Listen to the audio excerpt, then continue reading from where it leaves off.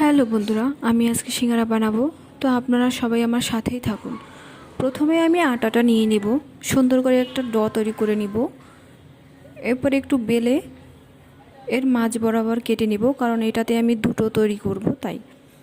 তা আমি আগেই ভাজিটা ভেজে রেখেছিলাম, যেটা ভিডিওর মাধ্যমে দেখানো হয়নি। তো ভাজিটা ভিতরে দিয়ে সিঙ্গারাটা তৈরি করে নিব। এই তো আমার সিঙ্গারা বানানো শেষ। তেলটা আমরা আগেই গরম করে রেখেছিলাম, তো সিঙ্গারা বানানোর সাথে সাথে তেলের মধ্যে ছেড়ে দিব।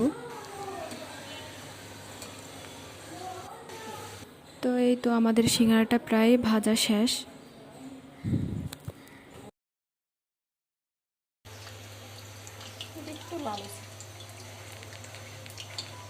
দেখতে কেমন হলো জানাবেন।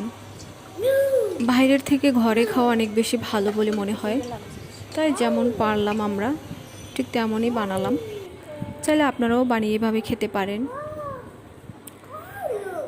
সিঙ্গারার সাথে আমরা টক বানিয়ে রেখেছিলাম, টকে সুন্দর একটা ফ্লেভার আসবে সেজন্য কয়েক টুকরো লেবু দিয়ে দিলাম। তো আমার ভাইবো একাই এক প্লেট নিয়ে বসলো, ও একাই খাবে সেজন্য। তো কেমন হলো ফাইনালি লুকটা?